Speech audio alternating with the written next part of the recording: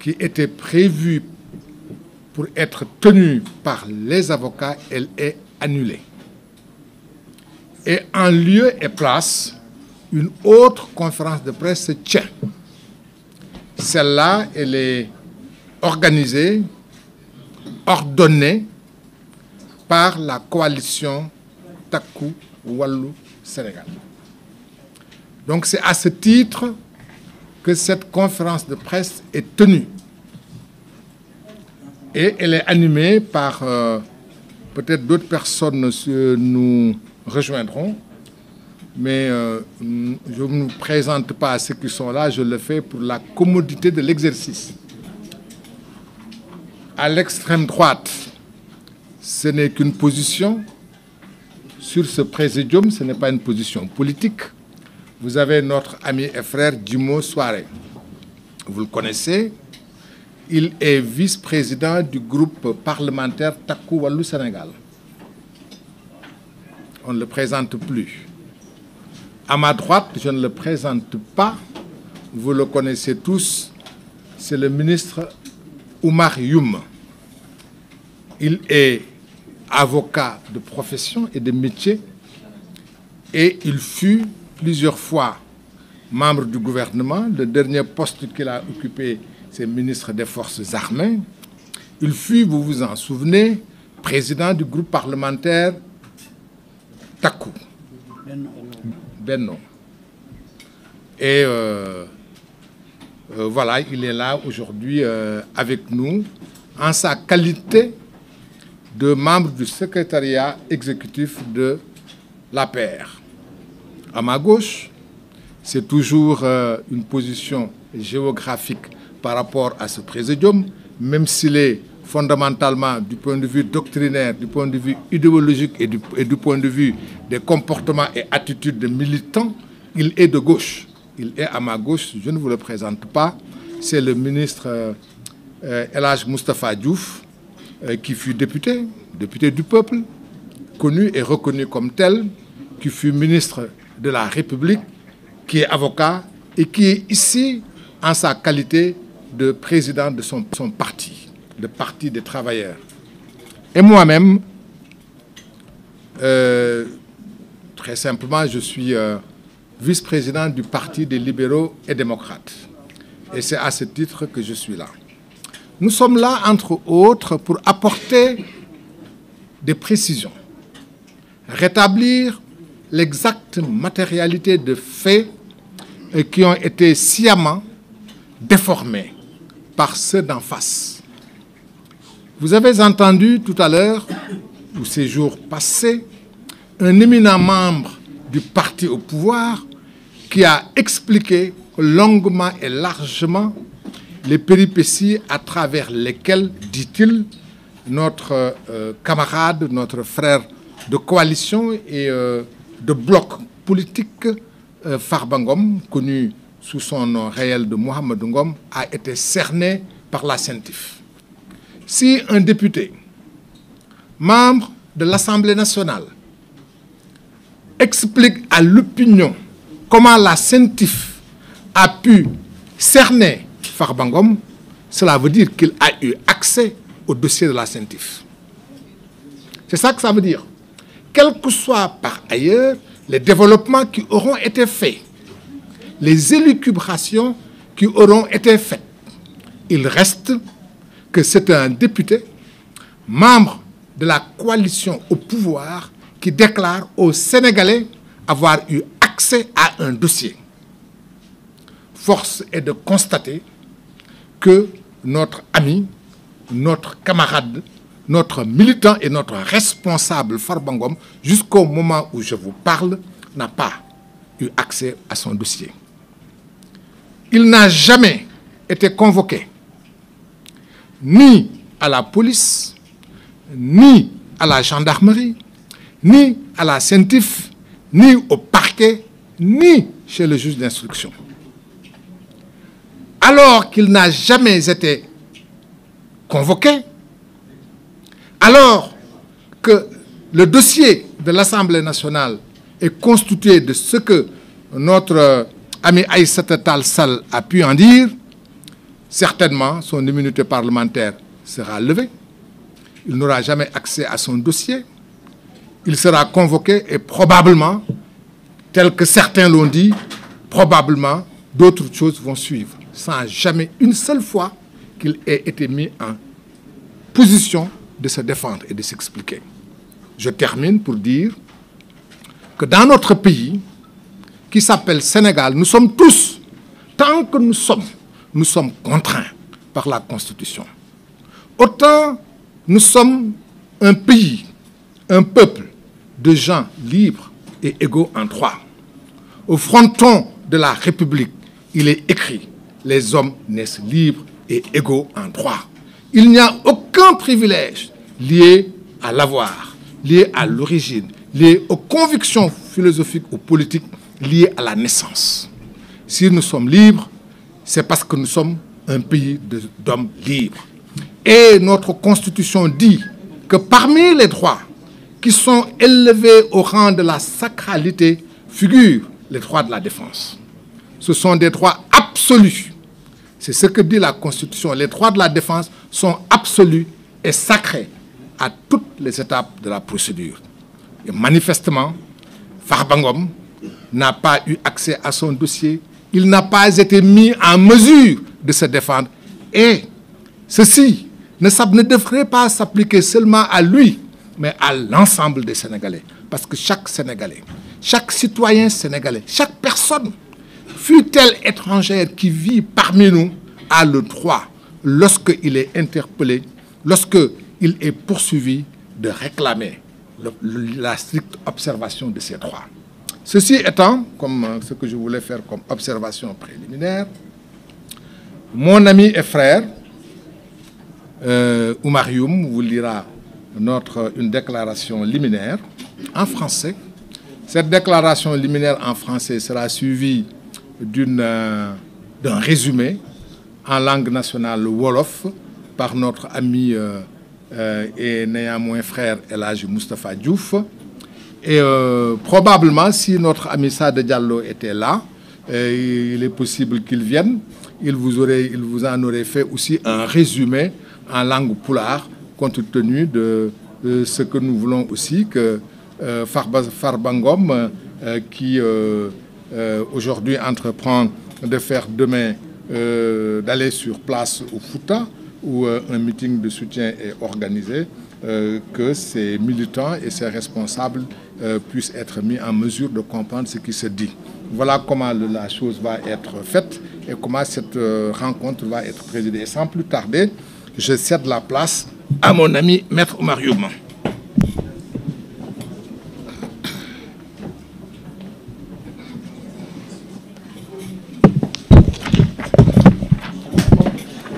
Il y a un micro qui est tombé. Je vous remercie, cher grand frère El Hadji Amadou. Mesdames, Messieurs les journalistes, Mesdames, Messieurs les participants, au nom de la coalition Takku Wallu Sénégal, nous voudrons vous remercier de votre forte présence. L'essentiel, je pense, de cette déclaration de presse a été plus ou moins résumé par Maître El Hadji Amadou Sall.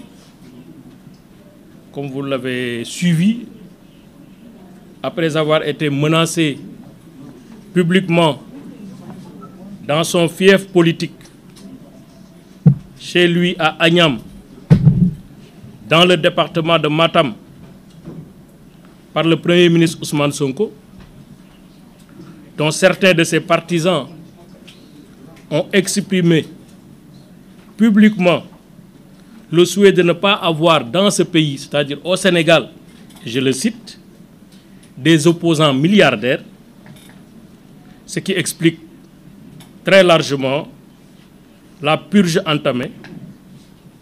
Le sieur Mohamedou Ngom dit Farba fait l'objet actuellement d'une demande de levée de son immunité parlementaire pour devoir faire face, semble-t-il, à une procédure judiciaire dont il ignore tout. Sur cette procédure envisagée à son encontre, celui-ci ne dispose d'aucune information préalable, ni contradictoire, ni vérifiée sur les allégations du parquet. Ça, au moins, c'est une évidence dans ce dossier. Il faut tout de même admettre que dans un état de droit, c'est grave. Surtout dans un état de démocratie. Une telle démarche est simplement inacceptable et contraire à la loyauté qui doit présider à la procédure pénale. La procédure pénale aborde les stratagèmes, les louvoiements et l'esprit de malice et repose sur une information préalable des faits reprochés aux prévenus, sur la présomption d'innocence, sur le respect des droits de la défense, l'un des droits essentiels à un procès équitable, apte à assurer à la personne suspectée ou poursuivie la garantie contre l'arbitraire. Malheureusement, les transgressions aux droits de la défense qui ont parsemé cette procédure engagée contre Farba, dénoncée par ses avocats, décrédibilisent à elles seules la démarche processuelle engagée. La première transgression dans ce dossier est l'intrusion de l'exécutif dans le judiciaire. Cette procédure fait suite à une commande du Premier ministre Ousmane Sonko.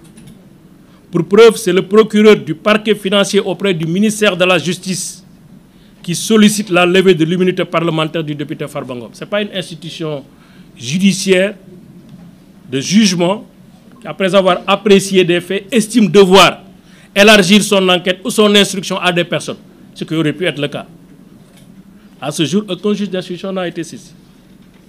La deuxième transgression est relative aux perquisitions violentes au verger du sieur Farba Ngom à Diamniadio, ayant fait l'objet d'un procès-verbal constat d'huissier. C'était un peu vers avril-mai 2024. Qui était derrière cette perquisition, alors qu'aucun juge d'instruction n'a été saisi à ce jour, alors surtout que selon le parquet, les rapports de la CENTIF n'ont été transmis au parquet qu'au mois de décembre 2024. Quelle est l'autorité judiciaire ou de police qui avait donné l'instruction de mener ces perquisitions illégales? Pourquoi depuis lors, aucune autorité judiciaire n'a pris en charge le règlement de cette forfaiture? Voilà autant de questions sur lesquelles Farba Ngom est en droit d'avoir des réponses. Cette illégalité manifeste, dont l'objectif était d'agir par surprise pour se préconstituer des éléments de preuve contre Farba Ngom, est une autre transgression grave. Elle n'obéit à aucune règle de loyauté, d'honneur et surtout de probité de la procédure pénale, qui doit mettre au cœur de son action le respect des droits de l'individu et surtout préserver la dignité de la justice dans sa démarche de tous les jours. Ces démarches maladroites attestent de l'innocence de Farba Ngom, à qui il ne serait reproché finalement que son appartenance à un parti d'opposition dont il est l'un des illustres membres. Farba Ngom n'a commis aucune faute délictuelle, sauf gagner la région de Matam. C'est peut-être ça son seul crime de lèse-majesté. Farba Ngom n'a jamais géré de fonds de deniers publics. Farba Ngom n'a jamais obtenu ou conclu de marché public. Il n'a jamais reçu de fonds de l'État du Sénégal. Il n'a jamais été entendu par la police, encore moins par la CENTIF. Aucun élément ne lui a été communiqué sur les faits qui lui sont reprochés. Il ne pouvait en être autrement, car il n'existe aucune infraction à la loi pénale commise par M. Mouhamadou Ngom Farba. Il s'agit pour nous, pour la coalition Takku Wallu Sénégal, d'un acharnement procédural accompagné d'une tentative d'asphyxie financière, foncière et fiscale, et surtout d'étranglement fiscal, en raison d'enquêtes fiscales engagées cumulativement aux poursuites pénales. Au moment où je vous parle, les 3 sociétés de Farba Ngom font l'objet d'enquêtes fiscales. Ça aussi, c'est une information. La SCI ABA, la SCP Sucre, la SCP Tidjania font l'objet aujourd'hui d'une enquête fiscale. Mesdames, Messieurs, nous avions tous salué et accompagné la réforme de la CREI, dont la critique majeure portait sur la violation de la présomption d'innocence et le renversement de la charge de la preuve. La réforme du 2 août 2023, modifiant le code de procédure pénale et instituant le pôle judiciaire spécialisé dans la répression des crimes et délits économiques ou financiers, dénommé pôle judiciaire financier en abrégé PJF, est une réforme majeure de la gouvernance du président Macky Sall. Cependant, la mise en place du pôle judiciaire financier ne devrait pas être une réforme de plus. Une réforme pour rien. Une réforme à l'issue de laquelle les droits de la défense continueront à être sacrifiés aux grandes dames de la crédibilité de l'institution judiciaire. Nous devons tous essayer de préserver cette institution judiciaire en barrant la route principalement aux commandes de l'exécutif, à ses instructions vicieuses dans la procédure et en veillant au respect scrupuleux des textes en vigueur dans le culte de la dignité et de la loyauté sans lesquels il n'y a pas de système judiciaire viable. Pour cela, il nous faut mettre les procédures de reddition de comptes au-dessus des actions de règlement de compte. Très loin des règlements de compte, devrais-je dire. La justice ne peut pas et ne doit pas accepter d'être une institution de règlement de compte. Nous voulons ici, dans ce pays, une justice libre, indépendante et impartiale, mais pas un instrument de vengeance déguisé en justice. Mesdames, Messieurs, au vu des observations qui précèdent, il nous semble évident que l'Assemblée nationale devrait purement et simplement rejeter la demande de levée de l'immunité parlementaire formulée par le parquet, qui n'est ni sérieuse ni sincère. L'Assemblée n'a été saisie que par une simple lettre du parquet financier. Aucun fait sérieux n'a été articulé, si ce n'est des allégations, des affirmations, des déclarations non étayées. Aucune pièce pouvant fonder la conviction de l'Assemblée nationale n'a été produite à l'appui de la demande de levée de l'immunité parlementaire de Farba Ngom. Ça, d'ailleurs, le vice-président du groupe a en attesté. Hier, la présidente du groupe a fait un point de presse pour dire que dans ce dossier, à part la lettre, il n'y a rien. À part la lettre du parquet, il n'y a absolument rien. Il n'y a aucun rapport, il n'y a aucun élément, il n'y a aucun débit de preuve pouvant fonder légitimement une levée de l'immunité parlementaire. Or, il est vrai, même si l'Assemblée nationale n'est pas une instance devant juger du bien fondé des greffes articulées à l'encontre d'un député, en tant que deuxième institution de la République, elle doit être en mesure de pouvoir objectivement apprécier le caractère sérieux, loyal et sincère de la demande. C'est cela une demande sans arrière-pensée politique.